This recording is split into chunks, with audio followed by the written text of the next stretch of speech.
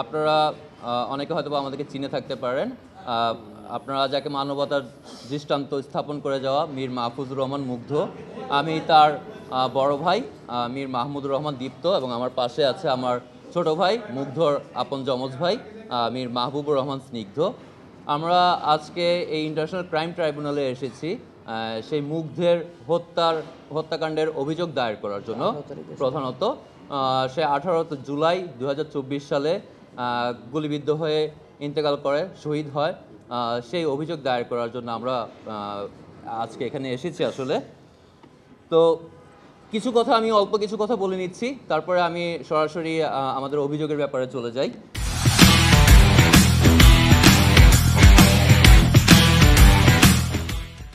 সন্তান হারিয়ে আসলে এই দীর্ঘ 6 মাসে আমাদের মা বাবা অনেকাংশেই মানসিকভাবে আসলে বিপর্যস্ত হয়ে পড়েছেন।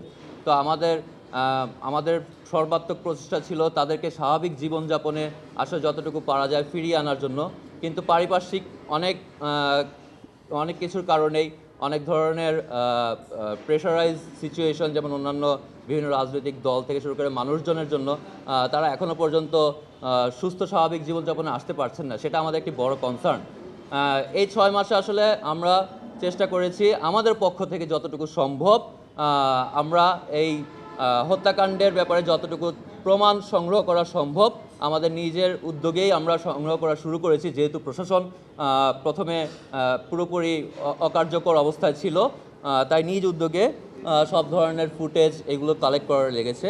এই একটু আগে, আমি জাস্ট আধা ঘন্টা আগে আমাদের সোশ্যাল মিডিয়াতে একটি ভিডিও পুরোপুরি দিয়ে দিয়েছি। সেই ভিডিওতে পুরোপুরি উল্লেখ আছে যে পুরো ঘটনার একবারে পরিপূর্ণ ভিডিও ফুটেজ আছে। সো যেখানে ভিডিও ফুটেজ আছে, তারপরের কাজটুকু তো অ্যাটলিস্ট আমরা এই সরকারের কাছ থেকে আশা করতে পারি। যেখানে এই ফুটেজ কালেক্ট করা আমাদের দায়িত্ব ছিল না, প্রশাসনেরই ছিল, কিন্তু তারপরেও আমরা নিজেদের ব্যক্তি উদ্যোগেও করেছি। কিন্তু এখন আমরা তো এটুকু আশা করতে পারি যে ফরেন্সিকের মাধ্যমে তারা এই চেহারাগুলো ক্লিয়ার করে একজন একজন করে নিয়ে এসে এর ন্যায় বিচার পাওয়াটা আমাদের মুখ্য উদ্দেশ্য, শুধুমাত্র ন্যায় বিচার পাওয়া।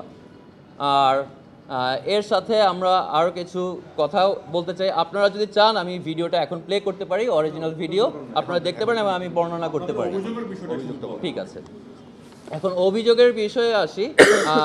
আমরা অভিযোগ করেছি বেসিক্যালি তার পুরো ঘটনাটি দিয়ে, যে আমরা তার হত্যাকাণ্ডের জন্য অভিযোগ দায়ের করে যাচ্ছি।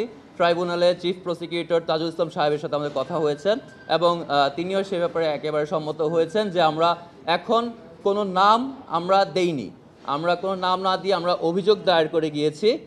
তারা সেটি নিয়ে তদন্ত করবে এবং তদন্ত সাপেক্ষে প্রমাণাদি সহ যে নামগুলো আসবে প্রকৃতভাবে যে আসলে করেছে একজন একজন করে ক্রোনোলজিক্যাল অর্ডারে, যে তাকে কে লিথাল উইপন বা জীবনঘাতী প্রাণনাশী অস্ত্র ব্যবহার করার অনুমতি দিয়েছে, এভাবে আসলে একজন একজন করে আসা উচিত এবং তার প্রমাণ সহ আসা উচিত। যে কারণে আমরা কোনো নাম বাদে শুধুমাত্র অভিযোগ দায়ের করে গিয়েছে এবং আমরা আশা রাখি এই সরকার এবং এই ট্রাইব্যুনাল আমাদের সেই আশা পূরণ করতে সক্ষম হবে। বিচার চেয়েছেন, কারোর নাম বলেন নাই। গণহত্যার বিষয় কিংবা হত্যার বিষয়ে সুপ্রিয়র কমান্ড রেসপন্সিবিলিটি প্রাইম মিনিস্টারের গাড়ে যায়। জি, তার জন্য তো তদন্তের আমরা কিন্তু এখনো দেখতে পাচ্ছি, এই কিছুদিন আগেই সংবাদ আসলো যে পূর্ব থানার ওসি থানার থেকে উনি ছাড়া পেয়ে পালিয়ে গেছেন। এটা কি আসলে পালিয়ে যাওয়া বলে নাকি এটাকে ছেড়ে দেওয়া বলে, সেটা আমরা সবাই আসলে বুঝতে পারি। এখনও যদি প্রশাসনের এই অবস্থা থেকে থাকে তাহলে আমার মনে হয় না যে জনগণ এই ভরসাটা পাবে। তো জনগণের ভরসা পাওয়ার স্থানে আসতে গেলে আমার মনে হয় প্রশাসনকে তাদের দায়িত্বগুলো সেভাবেই পালন করা উচিত যেভাবে জনগণের ভরসায় তারা স্থাপনে আসতে পারে।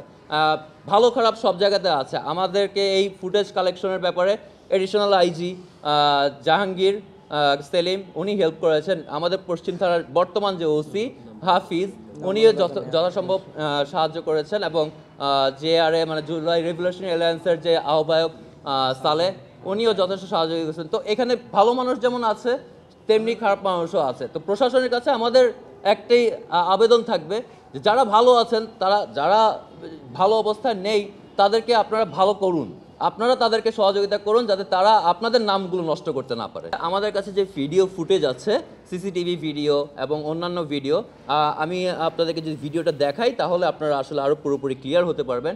সেখানে হেলমেট পরা আছে, চেহারাটা স্পষ্ট নয়, কিন্তু এটা ফরেন্সিকে এটা খুব সহজেই বের করা একেবারে সম্ভব, যেটা প্রশাসনের দায়িত্ব।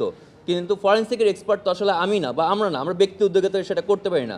আমরা চাই ফরেন্সিক এক্সপার্টরা যত দ্রুত সম্ভব, আমরা তাদের কাজ অনেকটুকু করে দিয়েছি, তো এইটুকু কাজ যদি করে তারা যত দ্রুত সম্ভব এর বিচার প্রক্রিয়ার মধ্যে না আনতে পারে তাহলে এটা অবশ্যই তাদের ব্যর্থতা বলে তো গণ্য হবে। হয়তো কেউ যেন আসামি না হয়, এটা আপনাদের চাও। আমরা সেটা বলিনি যে শেখ হাসিনা দায়ী হলে শেখ হাসিনার বিরুদ্ধে যে এভিডেন্স আছে ওই এভিডেন্স সহ উনি আইনের আওতায় আসুক, আমরা সেটা চাই। 2024 সালে বা 2025 সালে এরকম একটা ডিজিটাল যুগে এসেও যদি এই গুজবের প্রশ্নের উত্তর আমাকে দিতে হয়, সেটা আসলে আমাদের দেশবাসীর জন্য একটা ব্যর্থতা। এই যুগে কোনো কিছুই সত্যতা প্রমাণ করা কোনো কঠিন বিষয় না। অনলাইনে বা আমাদের এলাকায় যে বা আমরা যেখানে স্কুল কলেজ শেষ করেছি সেখানে গিয়ে খোঁজ নিলেও এই গুজবের সত্যতার প্রমাণ পাওয়া যাবে। সহযোগিতা বলতে সঠিকভাবে আসলে এগুচ্ছে না, সেটা সত্যি কথা। এখনো পর্যন্ত দৃশ্যমান আমরা কোনো কিছু দেখতে পাচ্ছি না, এটা আমরা সবাই জানি। তো এটা যে দৃশ্যমান হয় সেটা হচ্ছে আমাদের মুখ্য উদ্দেশ্য। আর আরেকটি প্রশ্ন করেছেন যে আগের পুলিশ এবং বর্তমান পুলিশের, আগের পুলিশের মধ্যে আসলে যেটা ছিল তাদের মধ্যে পুরোপুরি ক্ষমতাটা তাদের হস্তগত হয়ে গিয়েছিল, সেখানে কারোর কিছু বলার সুযোগ ছিল না।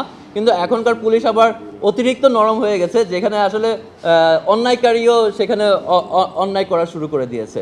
তো এটা একটা মানে প্রত্যক্ষভাবে দেখা যাচ্ছে, সেটাও অবশ্যই হওয়া উচিত নয়। আমরা জানি যে পুলিশ তারা নিজেরাও এটা নিয়ে আসলে খুবই দোদুল্যমান পরিস্থিতিতে আছেন, কিন্তু সেটাই আমাদের উদ্দেশ্য। যারা ভালো আছেন তারা, যারা খারাপ করতেছেন তাদেরকে খারাপ করতে না দিয়ে আপনাদের নিজেদের নামটাকে নিজেরা সুনাম অর্জন করে মানুষের বন্ধু হিসেবে, প্রকৃতভাবে জনগণের বন্ধু হিসেবে আসুন।